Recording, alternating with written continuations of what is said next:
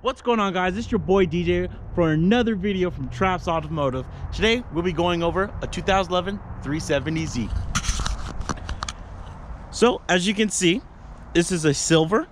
It is the 370, so it has the wider hips than the 350. One of my personal favorite touches on this vehicle is look how wide that is in the back. Like, if you come up here, the body line starts right here. It's the body line, and then it just goes kind of like standard factory wide body per se.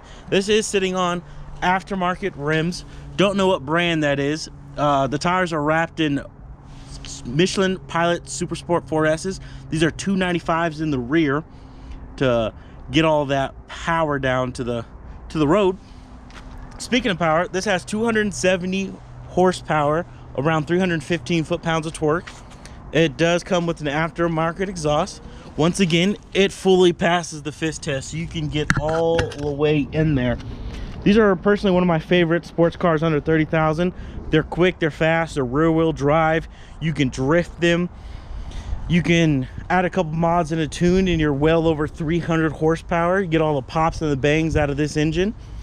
And yeah, so let's hop on the inside and see what we're working with. So going on to the inside, it is obviously a coupe, so you have two front seats. You have a little bit of storage back here. This actually has a factory rear strut tower bar for more rigidity in the rear seats. Has a little storage bin back there, and not too bad for storage. The trunk is pretty decently sized. You can probably put a couple backpacks, maybe some luggage, and you'll be set there. This does come with the standard seats. They're kind of buckety seats. They ride really low, which is very comfortable. Has nice bolstering on the side. This is a manual, so it has all the fun. Does come with sport shift mode. You do have the 3 gauges up here. You have your oil temp and you have battery voltage. You also have a clock right there, but that can be easily changed for a wideband or anything else you're doing aftermarket. Pretty good visibility, better than the Mustang and the Camaro. Not too bad. It has an aftermarket stereo system, just a standard Nissan steering wheel. And yeah, so let's go take a look under the hood and see what we got going on over there. Crack this bad boy, see what we're working with. So underneath is a V6. It has dual intakes for the plenum. That is right here. It's kind of like a intake manifold that sits on top of the engine. It does have a front strut bar for more rigidity. Obviously, it's tied in from strut to strut and then goes back to the firewall. It's very common to put intakes on these things. It helps it breathe a little better, since these plenums with the early years were having issues with air going into the rear cylinders. But yeah, let's go around to the back where the trunk is. So as you can see, like I said earlier, it's pretty deep space, not too much. Your spare tire sits underneath there with your jack. There is a bunch of companies that do make subs that go from right here to right there. It's like a 110-inch or 12-inch sub. But like I was saying earlier, you can put around a couple backpacks, maybe 2 pieces of luggage back here. Not very much space, but this is a coupe and you're not looking for storage space. A little rear spoiler I like. Tinted rear tail lights. Tint's coming off, but we'll probably get that fixed up and probably can't sell it like that. And yeah, so let's go for a drive and see how this thing rips. But before we drive, let's hit that cold start.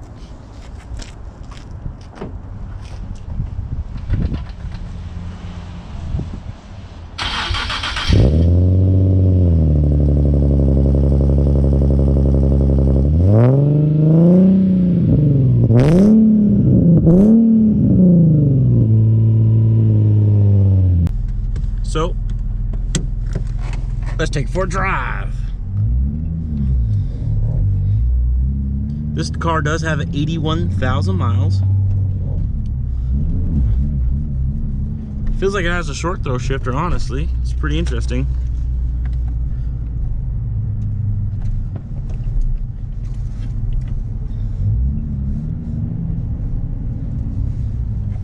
let's see. Let's go.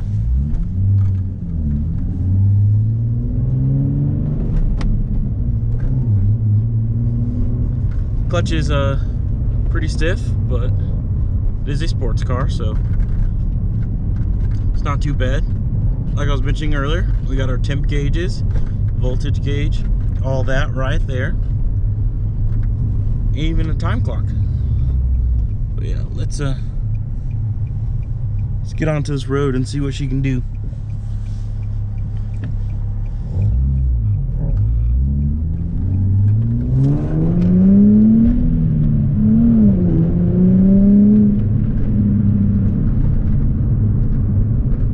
Quick, man. Kind of surprised. I haven't driven one of these before, and this is pretty fast. It's not the fastest car I've driven, but might be one of the fastest used cars we have on our lot, to be perfectly honest with you. Feels way faster than that WRX I drove, but that one was auto. This one's obviously manual, so to the downshift, see how it sounds. Not too bad. Okay, let's see if we can get out onto this road right here. Engine's really responsive. I'm actually kind of surprised. Nothing like a naturally aspirated V6 motor.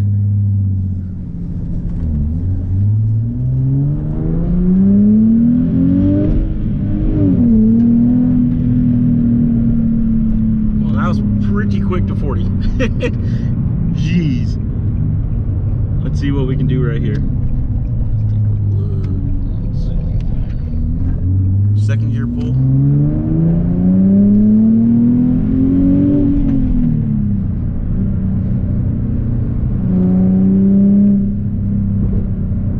Man, let's downshift a second.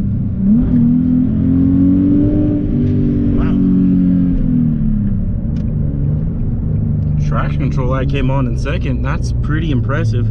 These tires are very meaty in the back. This car's actually really fast. Like, I'm really surprised about this.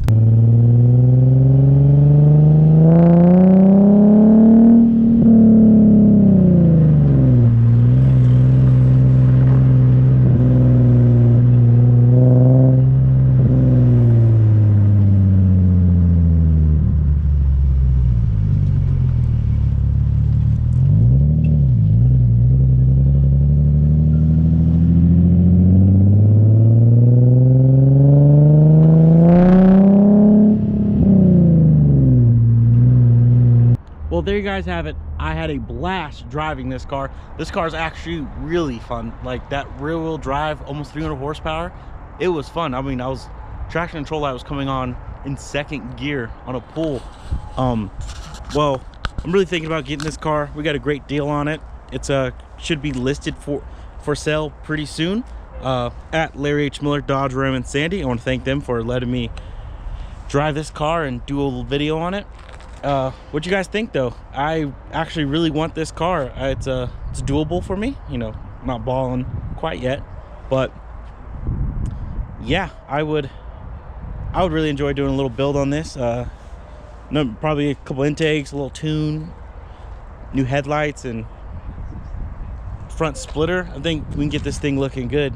But tell me what you guys think, and thank you for watching the video. And if you like it, if you want to see more, hit the subscribe button. And if you have any criticisms or want to tell me something I should do better, just leave a comment in the description.